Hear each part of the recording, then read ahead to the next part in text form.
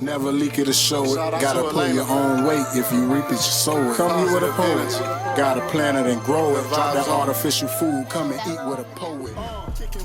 Hey guys, it's your girl Elena the Poet, and by now you've heard of my show, Eat with the Poet. It is deep conversations with South Florida's known unknown gem. You guys need to go to YouTube, go to Elena Poet, subscribe, hit the like, and drop a comment. Watch a few shows. But listen, we on a journey. And we doing this together. Subscribe. Pay attention to Elena and her podcast. Yeah, so, baby, when I tell y'all, this salmon hit different. Straight up, ain't it? He talking about, You know what I'm saying? We at a private location, you feel me? So,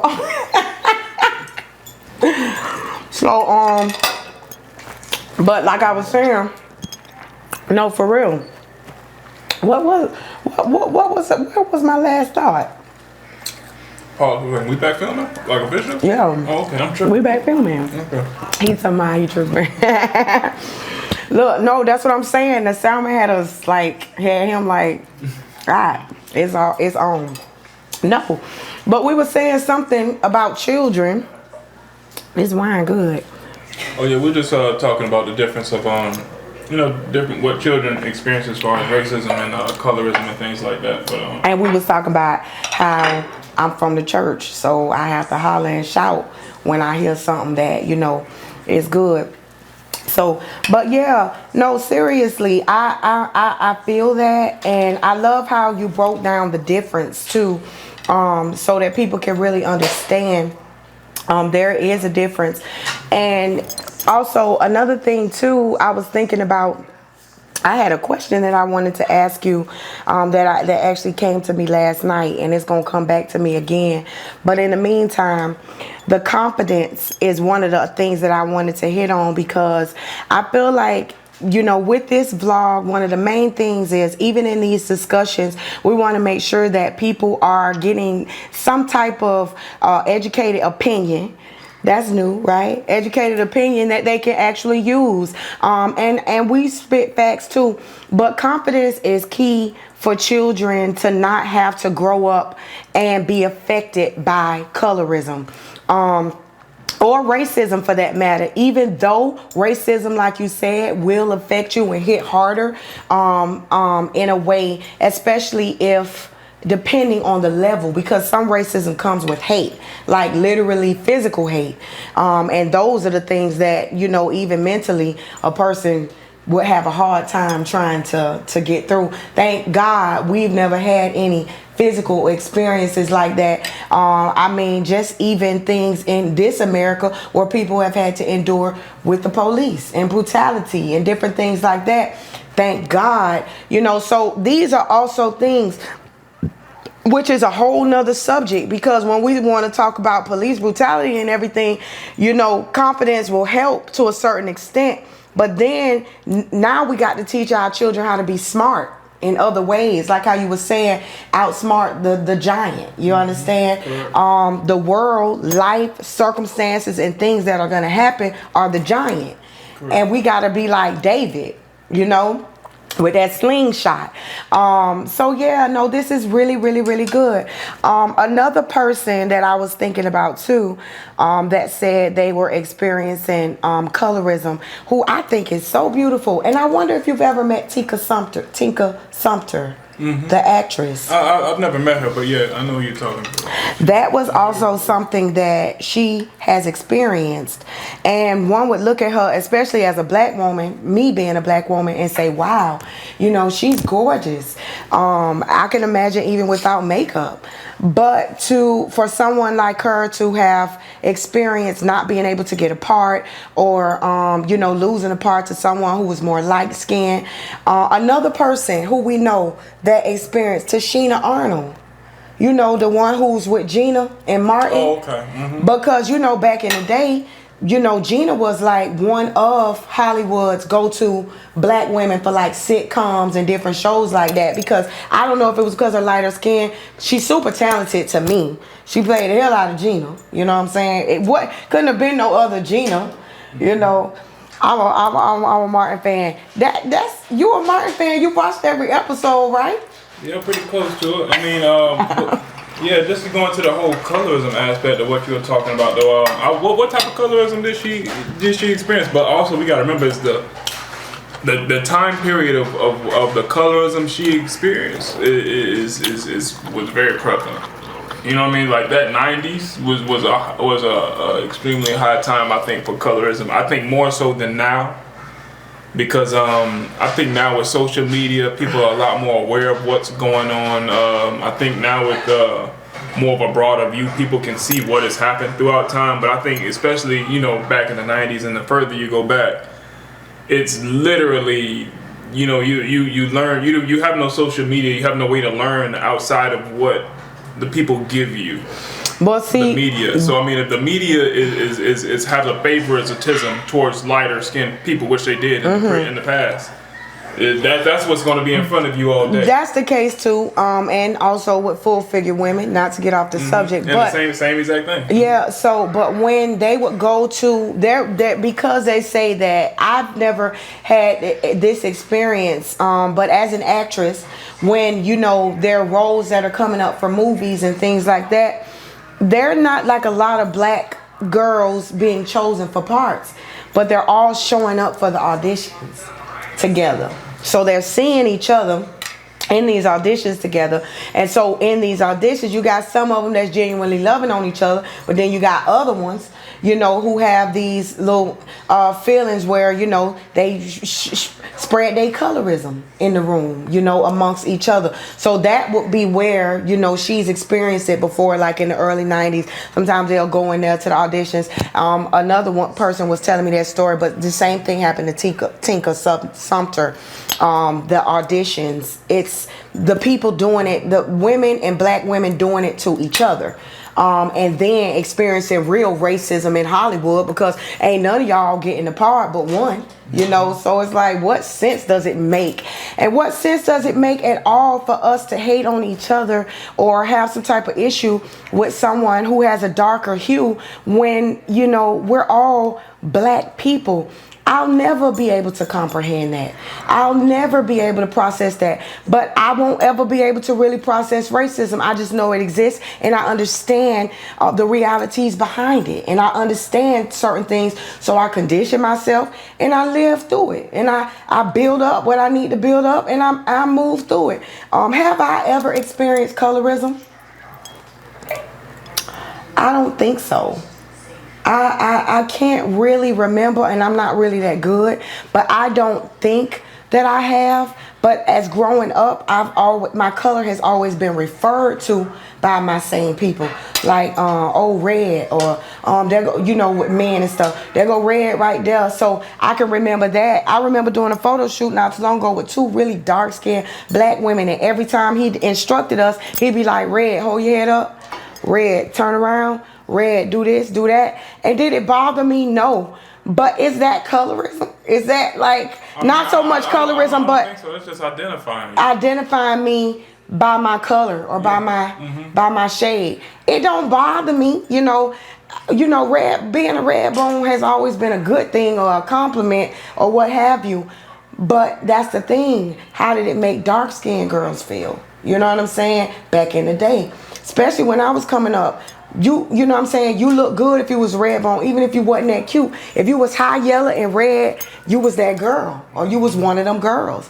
You know what I'm saying? And that was just a known thing in high school. Did people walk around calling dark-skinned girls ugly? No. But dark-skinned girls didn't get as much attention unless you was doing something extra to stand out. You know, when I went to high school, shout out to Dillard High School, class of 1998. 1998. That wasn't that long ago to me, as far as I'm concerned. But my joints be telling me different. But when I was in high school, we had what we call glamour girls. Okay, glamour girls, they wear the finger waves and the big hair weaves and the big, colorful earrings with the big red, the blue. And they were the girls that people knew they was doing the extra to stand out, so they were popular. Well, a lot of dark skinned girls, glamour girls, yeah, they had to be. If they wanted to be noticed or be known for somebody who had a good group of friends, you had to be doing the most finger waves and stuff like that. So that was something, like you said, that was taught to us.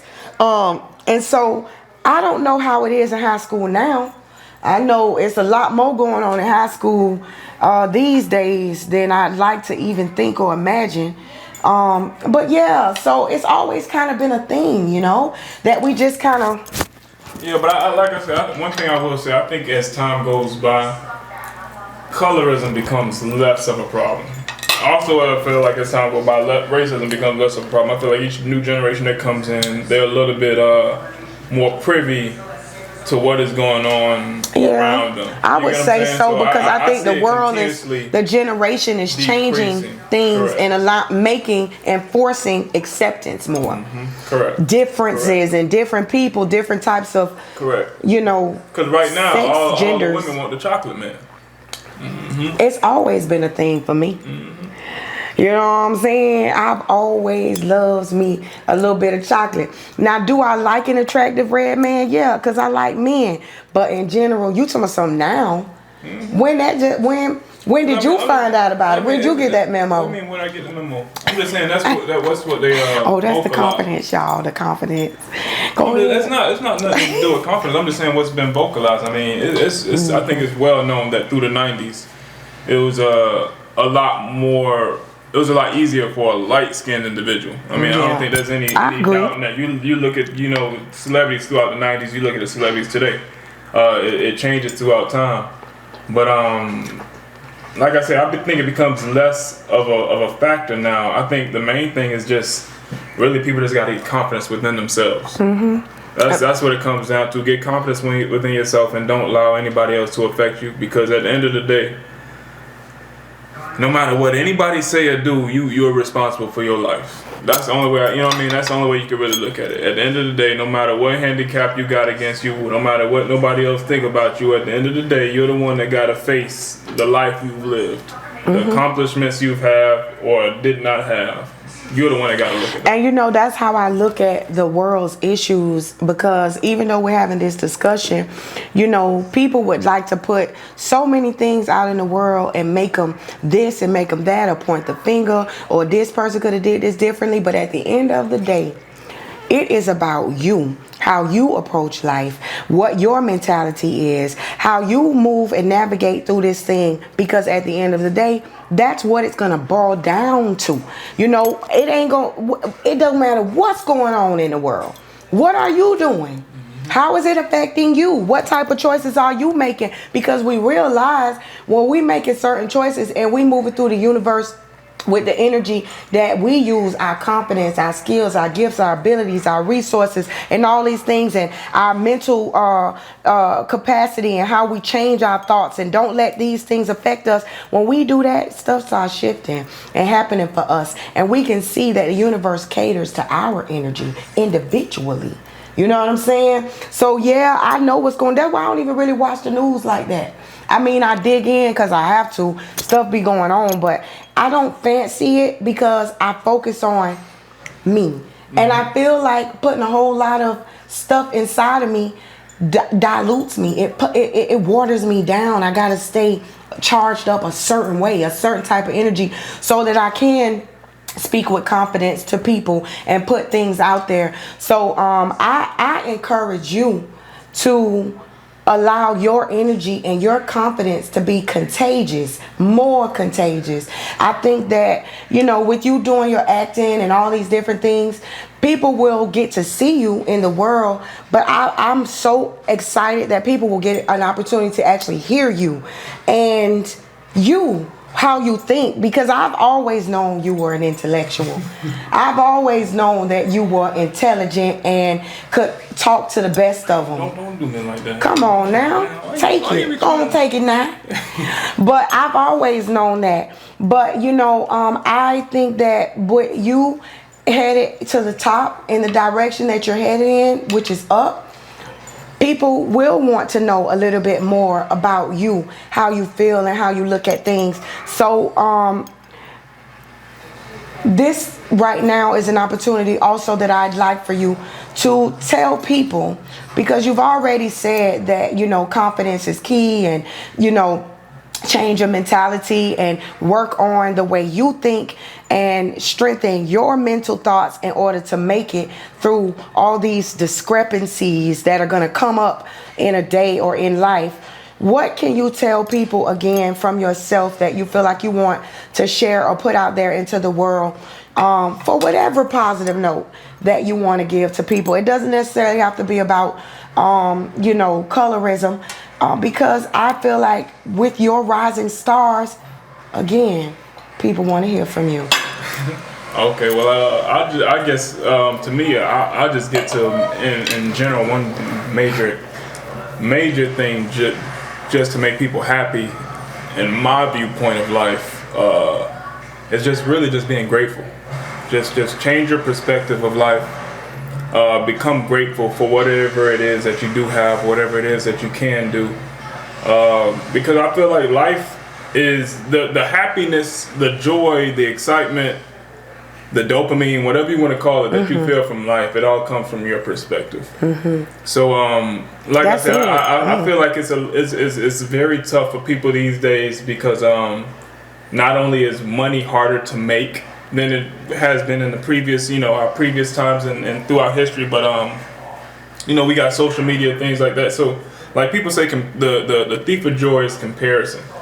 You get what I'm saying? So, like, when social media is in your face all the time, and it just doesn't create a happy life. You know what I'm saying? Well, as soon as you get online, one thing we do, we always look up. We compare up. We never really compare down too often. So when we go online, when we see people, when we look at the house we want, when we see individuals, we think about our home.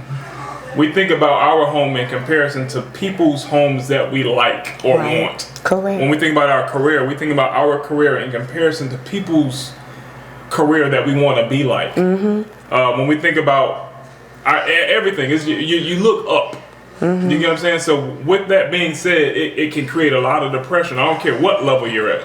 And that's why you see so many billionaires kill themselves, because the perspective is different. You get what I'm saying? The perspective is different. So I think once you learn to control your perspective and not necessarily just look out so much, looking on social media, you know what I'm saying? If one will never be completely content with anything. I think the human body just loves different experiences, different you know, different things that intrigue the mind.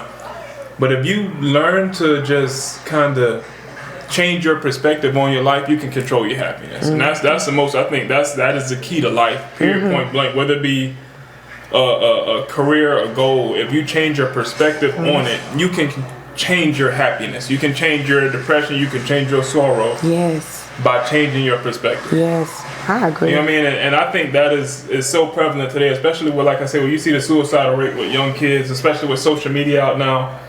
People not feeling enough or feeling themselves because they prioritize other people's opinions or how other people feel about them, when really it's like, if you just get a perspective, like, come on, I don't mean to make it sound cocky or make it sound, you just can't give what nobody say, because at the end of the day, it's about you. You know what I'm saying? And like that's something you learn growing up through life. Like I said, I'm 31 years old. It's not something I've always known. That's from looking up to people in high school. 5 years down the road, where are those people in high school you're looking up to? Why were you looking up to them? You spent that much mental energy for what? When you were in college, you were looking up to this person that was doing like I didn't finish school. I want to FAMU, I did not finish. But that put me through such a depressive state, just looking at like seeing people graduate on Facebook. That put me in a really low state of mind. It's just like my perspective was that they're going to succeed further in life and you quit. That's my perspective, because that's what society allowed me to perceive. But once I was able to control my perspective and really look at things for the way they are, and most millionaires, most billionaires have no degree. as far as college is concerned. They don't. School has been a waste of time as far as, you know, when you get to the upper echelon money. Bill Gates, Steve, none of them. You know what I'm saying? So when you get to the understanding that your perspective really controls all of that, and whatever the current time is now doesn't necessarily mean that's what's best for you, or whatever you think now doesn't necessarily mean that's what's best. You can kind of change your perspective. Like just because I currently think something highly of you doesn't mean that's what it is. That's a 100 on me. Correct. You know what I'm saying? Correct. You just gotta literally, in every case, every situation, change your perspective. I mean, and I'm just gonna break it down. Like, if you let's just say you just got a car. You got a car 3 years ago. You driving a Nissan Altima. You can either be pissed as hell you driving a Nissan Altima. Damn, I'm looking at my homeboy. He got that Charger. He got the 5.7 liter Hemi. Or I could be looking at my homeboy. He got that Maserati. Or you can look at your homeboy. He driving that 94 Altima, that 94 Accord, that 93 Civic. It depends on where you want to look and how you want to perceive your life. Am I succeeding or am I failing? Right. How do you want to look at it? Right. Do you want to look at yourself highly, or do you want to look at yourself poorly? And it all depends on who you want to compare yourself to. Who do you want to compare yourself to? You know what I'm saying? So control your outlook on life, control your happiness, and just change your perspective on self. And once you change your perspective on self, you'll find yourself completing more because you feel better about yourself. You have more confidence now within yourself because you have a better outlook on yourself, if that makes sense. Oh, absolutely. I totally 100% agree. I think it's all about perspective. But the only thing I'll put on that is, for me, you know, and everything is taught, but for me, my perspective is influenced by my spirituality and my connection to God. So what I would add to that is God is the one who allows for your perspective to be in a place where you're able to come, because your perspective can go all over the place, but to be in a place to where you're able to thrive and to bless people and to, you know, think a certain way. It also helps to control your emotions, because I be praying for that too, because I know I don't have no control over it, and I'd have to add emotions for me because I'm a woman. So those things play a little bit more for me, but absolutely. So I always got to put the God on it. I can't leave him, you know what I'm saying? But I think this was so dope. I really, really appreciate you joining us here today on the show. This was an honor to have you. And where we at? What time right now? 21. Okay. It don't matter to me, you know. It's Eat With a Poet. You know, we talk out, we walk through. Yeah, we call out to the waiters and the chefs. It is what it is. No, we in a private location, and you know what I'm saying? It is what it is. This was awesome. We did get to touch on colorism and racism, but for me, I think this conversation went where it needed to go. I think that, you know, some or all that are watching will be touched from it. Like I said, the information that you have given to people, I would pray that you guys would take that information, whatever age you are, and that you change your perspective, that you don't worry about what people have to say about the color of your skin, that you don't let things that are happening in life on a larger scale affect you in a negative way. Get you some confidence, get you some God confidence, and do better, and you'll be good, and we all good, and it's all love. One time, Eat With a Poet. Thank y'all for joining us. We out of here. Give my people a deuces. Thank y'all. Yes. Later. Y'all enjoy the rest of your week. It was a pleasure having y'all. Thank you for having me. You get the spot. Peace to all the queens. What's up out there? We live. Tapping in. I need everybody to tap in. Cool people. Everybody to tap in. Eat With a Poet. Subscribe. Never leak it or show it. Shout out Gotta to pull Atlanta. your own weight. If you reap it, you sow it. Come here with a poet. Gotta plant it and grow it. Drop that artificial food. Come and eat with a poet. Kicking words with the poets, I get lyrical. Physical is great, my journey now is spiritual. Peace to the queens and the nation and foreign. I would like to introduce you to Elena the poet. Stayed down in the jungle like some bare feet. Now when we toast, ace of spade, no more bare feet. Poking beans, Dade County, yeah, I'm still hood. Spread love, feed the homeless cause it feels good. Now pay attention, this is knowledge of wealth. Throw the school books away, this is knowledge of self. Quiet is kept, listen, this the Revolution broadcast. Now pay attention to Elena and her podcast. Never leak it and show it. Gotta pull your own weight if you reap it, you sow it. Yeah, gotta plant it and grow it. Drop that artificial food, come and eat with a poet. Come eat with a poet. Shout out to Elena the poet. Cool people. See, I need everybody to tap in, subscribe. Spread love. You know what I'm talking about? Black power, Black power, black queens. black kings, all Shout out kings, to all the kings. all queens. Forward movement.